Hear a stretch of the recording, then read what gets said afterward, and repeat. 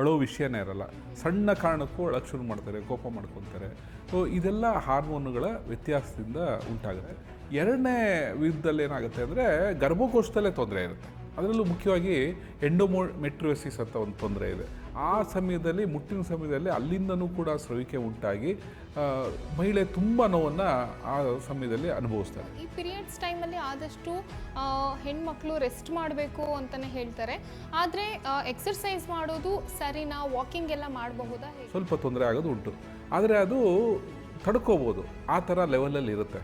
ಅಕಸ್ಮಾತ್ ತಡ್ಕೊಳ್ಳೋಕ್ಕೆ ಆಗಲ್ಲ, ತುಂಬ ಜಾಸ್ತಿ ಆಗಿದೆ ಅಂದಾಗ ನಾವು ಬೇರೆ ಬೇರೆ ರೀತಿ ಪರೀಕ್ಷೆ ಮಾಡಿ ನಾವು ನೋಡಬೇಕಾಗುತ್ತೆ. ಬಿಫೋರ್ ಪೀರಿಯಡ್ ನಾವು ಹೇಗಿರ್ತೀವಿ, ನಮ್ಮ ಲೈಫ್ ಸ್ಟೈಲ್ ಅದ್ರ ಮೇಲೂ ಇದು ಡಿಪೆಂಡ್ ಆಗುತ್ತೆ ಅಂತ. ಪೀರಿಯಡ್ಸ್ ಟೈಮಲ್ಲಿ ಹೇಗೆ ನಾವು ನೋವನ್ನು ಅನುಭವಿಸ್ತೀವ ಇಲ್ವಾ ಅನ್ನೋದನ್ನು ಅದು ನಿರ್ಧಾರ ಮಾಡುತ್ತೆ.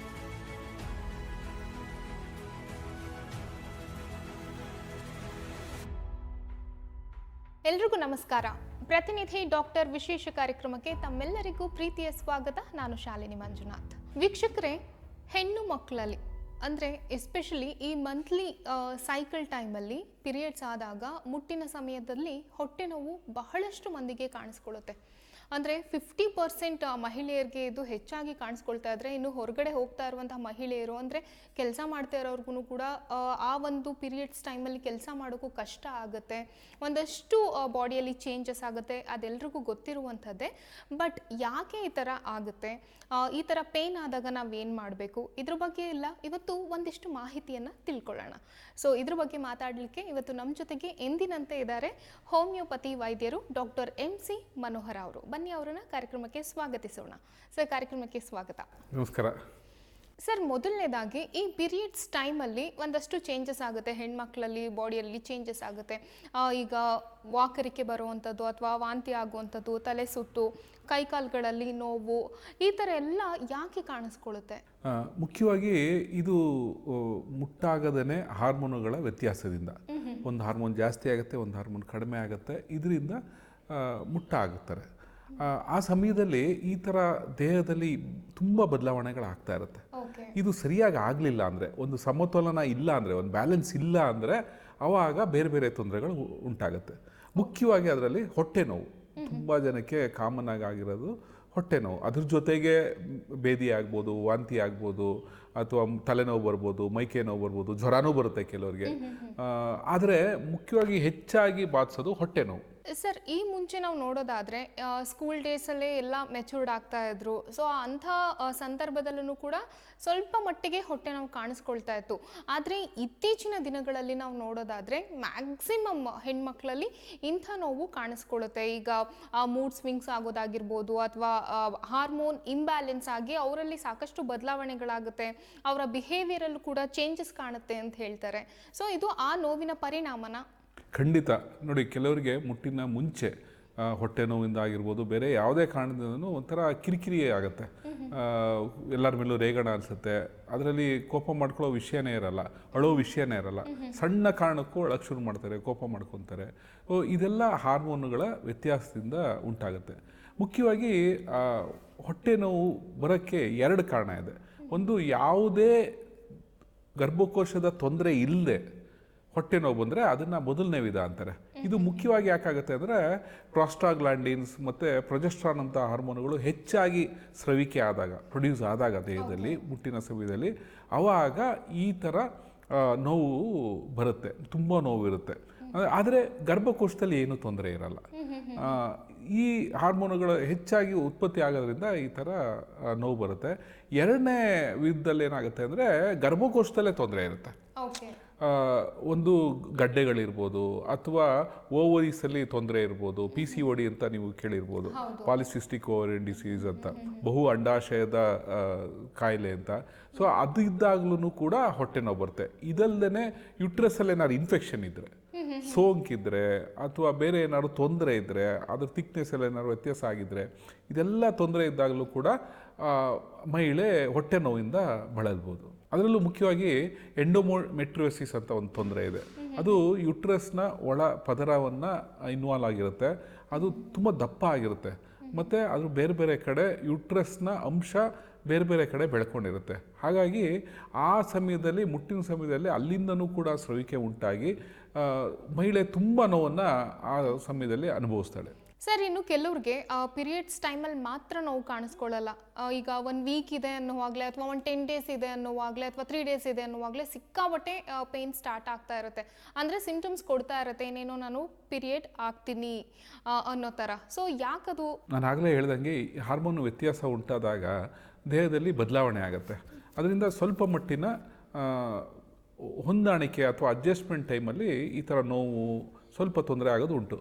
ಆದರೆ ಅದು ತಡ್ಕೋಬೋದು, ಆ ಥರ ಲೆವೆಲಲ್ಲಿ ಇರುತ್ತೆ. ಅಕಸ್ಮಾತ್ ತಡ್ಕೊಳ್ಳೋಕ್ಕೆ ಆಗಲ್ಲ, ತುಂಬ ಜಾಸ್ತಿ ಆಗಿದೆ ಅಂದಾಗ ನಾವು ಬೇರೆ ಬೇರೆ ರೀತಿ ಪರೀಕ್ಷೆ ಮಾಡಿ, ಒಂದು ಪ್ರಾಸ್ಟಾಗ್ಲಾಂಡಿನ್ಸು ಅಥವಾ ಪ್ರೊಜೆಸ್ಟ್ರಾನ್ ಅಂಶ ಜಾಸ್ತಿ ಆಗ್ತಿದೆಯಾ ಅಥವಾ ಯುಟ್ರಸ್ ಒಳಗಡೆನೇ ತೊಂದರೆ ಇದೆಯಾ, ಅದೆಲ್ಲ ನಾವು ಕೂಲಂಕಷವಾಗಿ ಸ್ಕ್ಯಾನಿಂಗ್ ಮಾಡಿ ಅಥವಾ ಬೇರೆ ಬೇರೆ ಪರೀಕ್ಷೆ ಮಾಡಿ, ರಕ್ತ ಪರೀಕ್ಷೆ ಮಾಡಿ ನಾವು ನೋಡಬೇಕಾಗತ್ತೆ. ಸರ್, ಇನ್ನೊಂದು ನಮ್ಮ ಹಿರಿಯರಲ್ಲಿ ಒಂದು ನಂಬಿಕೆ ಇದೆ. ಈಗ ಕೆಲವ್ರು ಹೇಳ್ತಿರ್ತಾರೆ, ನಾವು ಸಾಮಾನ್ಯವಾಗಿ ಕೇಳಿದ್ದೀವಿ, ಇವಾಗ ತುಂಬ ಹೊಟ್ಟೆ ನೋಯ್ತಾ ಇದೆ ಈ ಟೈಮಲ್ಲಿ ಅಂತ ಹೇಳಿದಾಗ ಮದುವೆ ಆದಮೇಲೆ ಅದು ಸರಿ ಹೋಗುತ್ತೆ ಬಿಡು ಅಂತ ಹೇಳಿ ನೆಗ್ಲೆಕ್ಟ್ ಮಾಡ್ತಿರ್ತಾರೆ. ಸೊ ಇದು ಎಷ್ಟು ಸರಿ? ತುಂಬ ಮಹಿಳೆಯರಲ್ಲಿ ಮದುವೆಗೆ ಮೊದಲು ಹೊಟ್ಟೆ ನೋವು ಬರ್ತಾ ಇದ್ದು ಆಮೇಲೆ ನಿಲ್ಲುತ್ತೆ. ಮುಖ್ಯವಾಗಿ ಕಾರಣ ಒಂದು ಸಂತಾನೋತ್ಪತ್ತಿಯ ಒಂದು ಕ್ರಿಯೆ ಪ್ರಾರಂಭ ಆಗಿರೋದು. ಆವಾಗ ಯುಟ್ರಸ್ನ ಕೊರಳು ಅಂದರೆ ಸರ್ವಿಕ್ಸ್ ಏನಿದೆ ಅದು ದೊಡ್ಡದಾಗಿರುತ್ತೆ. ಜೊತೆಗೆ ಅಕಸ್ಮಾತ್ ಮಗುವಿಗೆ ಜನ್ಮ ಕೊಟ್ಟರೆ ಆವಾಗ ಯುಟ್ರಸ್ನ ಎಲ್ಲ ಅಂಗಗಳು ಅಂದರೆ ಪಾರ್ಟ್ಸ್ ಏನಿದೆ ಅದು ಸ್ವಲ್ಪ ಮೆಚ್ಯೂರ್ ಆಗಿರುತ್ತೆ, ಗಟ್ಟಿ ಆಗುತ್ತೆ. ಅದರಿಂದನೂ ಕೂಡ ಹೊಟ್ಟೆ ನೋವು ಕಡಿಮೆ ಆಗುತ್ತೆ. ಆದರೆ ಹಾಗಂತ ನಾವು ಮದುವೆ ಆಗೋ ತನಕ ಕಾಯಬೇಕು ಆ ಥರ ಏನೂ ಇಲ್ಲ. ಕೆಲವೊಂದು ಸತಿ ಒಳಗಡೆ ಇನ್ಫೆಕ್ಷನ್ ಆಗಿರ್ಬೋದು, ಅಥವಾ ಎಂಡೋಮೆಟ್ರಿಯೋಸಿಸ್ ಅಂತ ಪ್ರಾಬ್ಲಮ್ ಇರ್ಬೋದು, ಅಥವಾ ಬೇರೆ ಏನೋ ತೊಂದರೆ ಇರುತ್ತೆ. ಹಾಗಾಗಿ ಇದು ತುಂಬ ಜಾಸ್ತಿ ಇದ್ದಾಗ, ತಡೆಯೋಕ್ಕಾಗದೇ ಇದ್ದಾಗ, ಹೆಚ್ಚಿನ ಪ್ರಮಾಣದಲ್ಲಿದ್ದಾಗ ನಾವು ಯಾವುದಕ್ಕೂ ವೈದ್ಯರನ್ನು ಸಂಪರ್ಕ ಮಾಡಿ ಸೂಕ್ತವಾದ ಪರೀಕ್ಷೆಗಳನ್ನ ಕೈಗೊಳ್ಳೋದು ತುಂಬ ಒಳ್ಳೆಯದು. ಓಕೆ ಸರ್, ಆದಷ್ಟು ಈ ಒಂದು ಪೇಯ್ನನ್ನು ನಾವು ಅವಾಯ್ಡ್ ಮಾಡಬೇಕು ಅಂತ ಹೇಳಿದ್ರೆ ಏನು ಮಾಡಬಹುದು? ಒಂದು ಮೊದಲನೇ ಹಂತದಲ್ಲಿ ನೋವು ಸ್ವಲ್ಪ ಇದ್ದಾಗ ನಿಯಮಿತವಾಗಿ ವ್ಯಾಯಾಮ ಮಾಡೋದು ಮುಖ್ಯವಾಗಿ. ನೋಡಿ, ಇವಾಗ ಎಲ್ಲರೂ ಮೊಬೈಲ್ ಇಟ್ಕೊಂಡು ಕೂತಿರ್ತಾರೆ, ದೇಹದ ಶ್ರಮ ಆಗೋದೇ ಕಡಿಮೆ. ಮತ್ತು ಮೊದಲು ಥರ ಬಾವಿಲಿ ನೀರು ಸೇದೋದು, ಬಟ್ಟೆ ಒಗೆಯೋದು ಕೈಯಿಂದ, ಅದೆಲ್ಲ ಕಡಿಮೆ ಆಗಿದೆ. ಎಲ್ಲದಕ್ಕೂ ಮಿಷಿನ್ ಬಂದಿದೆ. ಹಾಗಾಗಿ ಮಹಿಳೆಗೆ ಒಂದು ದೇಹದ ಶ್ರಮ ಆಗ್ತಾ ಇರೋದು ತುಂಬ ಕಡಿಮೆ ಆಗಿದೆ. ಹಾಗಾಗಿ ಮೊದಲಿನ ಥರ ಕೆಲಸ ಮಾಡ್ತಾ ಇಲ್ಲ. ಈಗಲೂ ಕೂಡ ಹಳ್ಳಿಗಳಲ್ಲೂ ಕೂಡ ಮಹಿಳೆಯರಿಗೆ ಕೆಲಸ ಕಡಿಮೆ ಆಗಿದೆ ಯಂತ್ರಗಳ ಆವಿಷ್ಕಾರದಿಂದ. ಹಾಗಾಗಿ ದೇಹದ ಶ್ರಮ ಕಡಿಮೆ ಆಗ್ತಿದ್ದಾಗೇ ವ್ಯಾಯಾಮ ಕಡಿಮೆ ಆಗಿ ದೇಹದಲ್ಲಿ ಅಸಮತೋಲನ ಜಾಸ್ತಿ ಆಗ್ತಾ ಇದೆ. ಆದರೆ ತಿನ್ನೋ ಪ್ರಮಾಣ ಕಡಿಮೆ ಆಗಿಲ್ಲ, ಹೊರಗಡೆ ತಿನ್ನೋದು ಜಾಸ್ತಿ ಆಗಿದೆ. ಗೋಬಿ ಮಂಚೂರಿ, ಮಸಾಲೆ ಪುರಿ, ಪಾನಿಪುರಿ, ಈ ಥರ ದೇಹಕ್ಕೆ ಬೇಡವಾಗಿರೋದನ್ನೇ ನಾವು ಹೆಚ್ಚಾಗಿ ಸೇವಿಸ್ತಿದ್ದಾಗ ಒಂದು ಬೊಜ್ಜು ಬರುತ್ತೆ. ಸ್ಥೂಲಕಾಯ ಇದ್ದವರಲ್ಲಿ ಈ ಥರ ಹೊಟ್ಟೆ ನೋವು ಬರೋ ಸಾಧ್ಯತೆ ಜಾಸ್ತಿ. ಮತ್ತು ಯಾರು ಆ್ಯಕ್ಟಿವ್ ಆಗಿರ್ತಾರೆ, ಚುರುಕಾಗಿರ್ತಾರೆ, ಕೆಲಸ ಮಾಡಿಕೊಂಡು ವ್ಯಾಯಾಮ ಮಾಡಿಕೊಂಡು ಚುರುಕಾಗಿರ್ತಾರೆ, ಅವರಲ್ಲಿ ಈ ಥರ ಹೊಟ್ಟೆ ನೋವು ಬಾಧಿಸೋದು ತುಂಬ ಕಡಿಮೆ. ಅಂದರೆ ನೀವು ಹೇಳ್ತಿರೋದು ಬಿಫೋರ್ ಪೀರಿಯಡ್ ನಾವು ಹೇಗಿರ್ತೀವಿ, ನಮ್ಮ ಲೈಫ್ ಸ್ಟೈಲ್ ಅದ್ರ ಮೇಲೂ ಇದು ಡಿಪೆಂಡ್ ಆಗುತ್ತೆ ಅಂತ? ಖಂಡಿತ. ಬಿಫೋರ್ ಪೀರಿಯಡ್ ಅಲ್ಲ, ನಾವು ಯಾವಾಗಲೂ ಹೇಗಿರ್ತೀವಿ ಅದು ನಮ್ಮ ಪೀರಿಯಡ್ಸ್ ಟೈಮಲ್ಲಿ ಹೇಗೆ ನಾವು ನೋವನ್ನು ಅನುಭವಿಸ್ತೀವ ಇಲ್ವಾ ಅನ್ನೋದನ್ನು ಅದು ನಿರ್ಧಾರ ಮಾಡುತ್ತೆ. ಸರ್, ಇನ್ನೊಂದು, ಈ ಪೀರಿಯಡ್ಸ್ ಟೈಮಲ್ಲಿ ಆದಷ್ಟು ಹೆಣ್ಮಕ್ಳು ರೆಸ್ಟ್ ಮಾಡಬೇಕು ಅಂತಲೇ ಹೇಳ್ತಾರೆ. ಆದರೆ ಎಕ್ಸರ್ಸೈಸ್ ಮಾಡೋದು ಸರಿನಾ? ವಾಕಿಂಗ್ ಎಲ್ಲ ಮಾಡಬಹುದಾ, ಹೇಗೆ? ತುಂಬ ಒಳ್ಳೆ ಪ್ರಶ್ನೆ. ಏನಂದರೆ ದೇಹದಲ್ಲಿ ಆ ಸಮಯದಲ್ಲಿ ಗರ್ಭಕೋಶದಲ್ಲಿರೋ ಲೇಯರ್ಗಳೆಲ್ಲ ಆಚೆ ಹೋಗ್ತಾ ಇರುತ್ತೆ.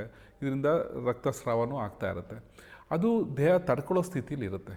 ಅಕಸ್ಮಾತ್ ತುಂಬ ಸುಸ್ತಾಗ್ತಿದೆ ಅಂದರೆ ರಕ್ತ ಜಾಸ್ತಿ ಹೋಗ್ತಾ ಇದೆ ಅಂತ, ಆ ಸಮಯದಲ್ಲಿ ನಿಮಗೆ ರಕ್ತನೇ ಇಲ್ಲ ಅಂದರೆ ನೀವು ಕೆಲಸ ಮಾಡೋಕ್ಕೆ ಶಕ್ತಿನೇ ಇರಲ್ಲ. ಆ ಸಮಯದಲ್ಲಿ ವಿಶ್ರಾಂತಿ ಅಗತ್ಯ ಇರುತ್ತೆ. ಇಲ್ಲ ಅಂದರೆ ನಿಮಗೇನು ತೊಂದರೆ ಇಲ್ಲ, ಸ್ವಲ್ಪ ಮಟ್ಟದ ತೊಂದರೆ ಇದೆ, ಆದರೆ ಮ್ಯಾನೇಜ್ ಮಾಡ್ಬೋದು ಅಂತ ಆದರೆ ಭಾಳ ಕ್ಲಿಷ್ಟಕರವಾದ ವ್ಯಾಯಾಮಗಳನ್ನ ಮಾಡಬಾರ್ದು. ಆದರೆ ಸರಳವಾದ, ಉದಾಹರಣೆಗೆ ನೀವು ಹೇಳಿದ್ರಲ್ಲ ವಾಕಿಂಗು, ಸಿಂಪಲ್ ಎಕ್ಸಸೈಸು, ಆ ಥರದ್ದೆಲ್ಲ ಖಂಡಿತ ಮಾಡ್ಬೋದು. ಅದರಲ್ಲಿ ಯಾವುದೇ ರೀತಿ ತೊಂದರೆ ಇಲ್ಲ. ಸರ್, ಹೆಣ್ಮಕ್ಳಿಗೆ ಈ ಒಂದು ಮೆನ್ಸ್ಟ್ರಲ್ ಸೈಕಲ್ ಅಂದರೆ ಈ ಒಂದು ಪೀರಿಯಡ್ಸ್ ಟೈಮಲ್ಲಿ ಕಾಣಿಸ್ಕೊಳ್ಳುವಂತಹ ಹೊಟ್ಟೆ ನೋವಿನ ಬಗ್ಗೆ ಒಂದಷ್ಟು ಮಾಹಿತಿಯನ್ನು, ಕ್ಲಾರಿಫಿಕೇಷನ್ಸ್ನ ನಮ್ಮ ವೀಕ್ಷಕರಿಗೆ ಕೊಟ್ಟಿದ್ದೀರಾ. ಇಷ್ಟೊತ್ತು ನಮ್ಮ ಕಾರ್ಯಕ್ರಮದಲ್ಲಿ ಭಾಗವಹಿಸಿದ್ದಕ್ಕಾಗಿ ಧನ್ಯವಾದಗಳು ಸರ್. ನಮಸ್ಕಾರ. ನೋಡಿದ್ರಲ್ಲ ವೀಕ್ಷಕರೇ, ಎಸ್ಪೆಷಲಿ ಹೆಣ್ಮಕ್ಳು ಈ ಒಂದು ಪೀರಿಯಡ್ಸ್ ಟೈಮಲ್ಲಿ ಯಾಕೆ ಹೊಟ್ಟೆ ನೋವು ಕಾಣಿಸ್ಕೊಳ್ಳುತ್ತೆ, ಅವರ ಮೂಡ್ ಹೇಗೆಲ್ಲ ಸ್ವಿಂಗ್ ಆಗ್ತಾ ಇರುತ್ತೆ, ಸೊ ನಾವು ಹೇಗಿರಬೇಕು, ಆದಷ್ಟು ಎಕ್ಸರ್ಸೈಸ್ ಮಾಡಿಕೊಂಡು ನಮ್ಮ ಲೈಫ್ ಸ್ಟೈಲನ್ನು ಆದಷ್ಟು ನಾವೇ ಒಂದು ಆರೋಗ್ಯಕರವಾಗಿ ರೂಪಿಸ್ಕೊಳ್ತಾ ಹೋದರೆ ಆದಷ್ಟು ಈ ಒಂದು ನೋವನ್ನು ಪೇನ್ಫುಲ್ಲಿಂದ ನಾವು ಆಚೆ ಬರಬಹುದು ಅಂತ ಹೇಳ್ತಾ ಮತ್ತೆ ಮುಂದಿನ ಸಂಚಿಕೆಯಲ್ಲಿ ನಾನು ನಿಮ್ಮನ್ನ ಭೇಟಿ ಆಗ್ತೀನಿ. ಆದರೆ ಅದಕ್ಕೂ ಮುಂಚೆ ನೇರವಾಗಿ ಡಾಕ್ಟರ್ MC ಮನೋಹರ ಅವರನ್ನ ಭೇಟಿ ಮಾಡಬೇಕು ಅಂತ ಹೇಳಿದ್ರೆ ಸ್ಕ್ರೀನ್ ಮೇಲೆ ಡಿಸ್ಪ್ಲೇ ಆಗ್ತಾ ಇರುವಂಥ ಮೊಬೈಲ್ ನಂಬರ್ಗೆ ಕರೆ ಮಾಡಿ. ಹಾಗೆ ನಿಮ್ಮದು ಯಾವುದೇ ರೀತಿಯಾದಂಥ ಗೊಂದಲಗಳಿದ್ರೆ, ನಿಮ್ಮ ಆರೋಗ್ಯ ಸಮಸ್ಯೆಯನ್ನು ಕುರಿತು ಪ್ರಶ್ನೆಗಳಿದ್ರೆ ಕಮೆಂಟ್ ಸೆಕ್ಷನಲ್ಲಿ ತಿಳಿಸಿ. ಧನ್ಯವಾದಗಳು.